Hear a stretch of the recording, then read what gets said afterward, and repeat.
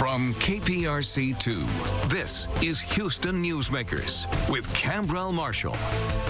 And welcome to this special edition of Houston Newsmakers, our last program of 2021, as we look ahead with two special guests. Rice University President David LeBron announced earlier this year that he'd be stepping down as president, which was already big news. Then even bigger news last month when Provost Reginald DesRoches was named as the next president of the university. Both are here this morning to talk about this history-making decision. Good morning to both of you. Thank you for being here. Looking forward to this conversation. President LeBron, what was it that made you decide that 18 years was enough? Well, as I said in my announcement, 18 is a special number in both the cultures in my household, both the Chinese culture and the Jewish culture. Sort of it's a very positive kind of number. But I think the real reason is that, you know, it's when I renewed my agreement with Rice three years ago, I guess 3.5 years ago, this was the sort of the time I said I thought I could accomplish a few key goals, and then I think it was time for a change, maybe a time for both a change for me and a time of change for the university. So with that in mind, as you do that, one of the decisions certainly made during your tenure was the hiring of Dr. DesRoches as the Dean of the School of Engineering. And there have been many decisions that are made throughout the course of your presidency.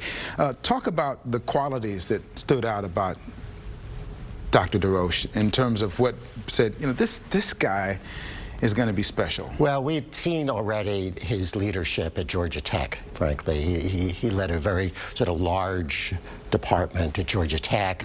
And I think what we saw in the interviews is just all the qualities of leadership one wants to see. Certainly intelligence, thoughtfulness, calmness, really a commitment to values, and I think I've tried to put together an administration at Rice. I would say that the single most important thing to me was values and integrity and ambition for the university. And I think we had a committee. We generally search with a committee, and I had a committee, and this really was the unanimous conclusion of that committee. We just thought he would be a fabulous next dean, and we were not disappointed in any respect whatsoever. Provost DesRoches, I'm sure that when you hear him say unanimous, that has to make you feel pretty good, right? Talk a little bit about what you were thinking that second week in November as the announcement was made that you were going to be the next president of university, a university that had been established in 1912 as a university for white Texans only. And here you are being named as the next president. A mixture of thoughts that must have been going through your mind when that was being taken. Yeah, it was a great honor. Obviously, 2 weeks prior to that, I'd gotten the call, the official call, which was when really it all hit home from the chair of the board that said, you're going to be the 8th president of the university. It was overwhelming at that time, and obviously I had 2 weeks to sort of prepare for the actual official press conference, and it was just, you know, all the preparation I've had throughout my career. I thought about my parents and all the sacrifices they made for me and my siblings to be able to be in a place like Rice. It was a special moment. What about your background and your upbringing you think has prepared you for what you're going to be taking on right now? Yeah, I think as David mentioned, I've had a variety of leadership experiences prior to, obviously the position at Rice as provost is a great preparation for president. Prior to that being dean of the School of Engineering, which is the largest program at Rice, and then before that at Georgia Tech. I spent 18 years at Georgia Tech, the last 5 running a fairly large and pretty well-known #2 ranked department of civil and environmental engineering. All of these are complex roles in different ways, different challenges, and to be able to overcome those challenges, I think prepares me for this position. Something about your introduction to the United States, it seems to me, would also prepare you. It sounds like to me, when I've read about your background, is that you had parental structure around you, just really kind of put achievement as something that you were going to go for, because you're not, nobody in your family could be called a slacker from what I could read. Maybe me. Normally, isn't it always interesting, the ones who go to education, the ones who say, well, I'm the slacker of the family and everybody else isn't, though that's not really true, though. We've been very fortunate. Our parents, obviously, we're all immigrant family. I was the youngest of 4 children. I came when I was 1, so my siblings were obviously a lot older, but my parents always stressed education, you know, in terms of the doors that it will open for us and the opportunities that we'll have, and the ability for me to then be able to go to Berkeley and get 3 degrees there, and then teach at a place like Georgia Tech, and then come to an amazing place like Rice. You're not unaccustomed, I'm guessing, and Dr. LeBron, if you don't mind, we take up a little bit of the conversation there, but I guess you're not unaccustomed to being the first along the way. This is just another of those. This is absolutely just another of those, for sure. This whole process, are you hopeful that one of these days that will drop, that's going to go away? I hope so, yeah. I hope so. Yeah, I mean, it's always been the first, right? I was the first black chair of the department at Georgia Tech, first black dean at Rice, first black provost. And I think it's that, I think when you look like me, when you're an underrepresented minority and you're moving through the ranks, you have to break barriers. That's the nature of where we are right now.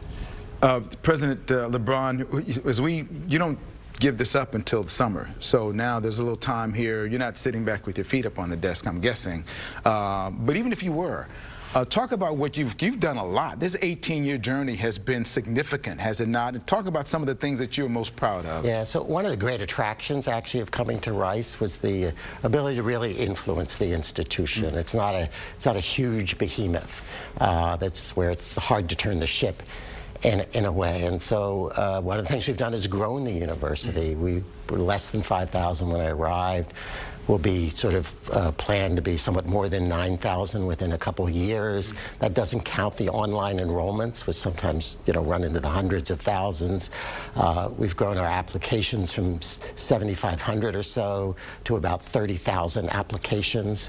That growth has occurred largely outside Texas, across the United States and around the world. We're a much more national and international university, but I want to be very clear about that. We're a distinctly Texan university at the same time, and we're committed to our role in Houston and Texas. And one of the things I am proud about is the increased engagement of the university in Houston in almost every respect, getting our students out into the city, getting them to learn from the city, contributing to the city through the Kinder Institute, and now the construction of the ION in Midtown Houston.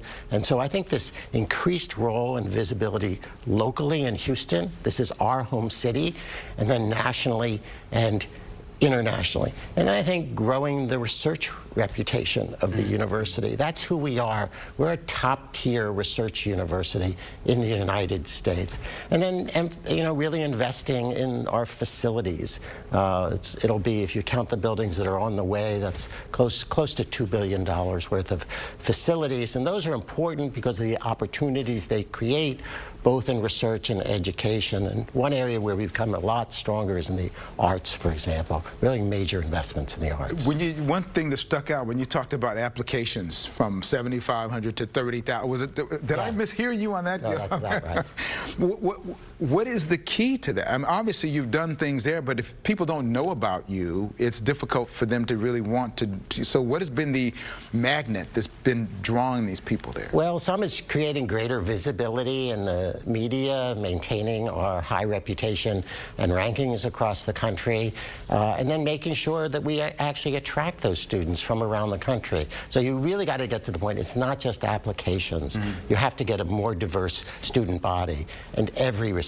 And that's also one of the things I'm proud of. It's nationally and internationally diverse, but it's also ethnically diverse. We're among the top kind of tier research universities in the United States. We're actually one of the most diverse now in the United States. So we're going to talk more about that in a second. We got much more on this special edition of Houston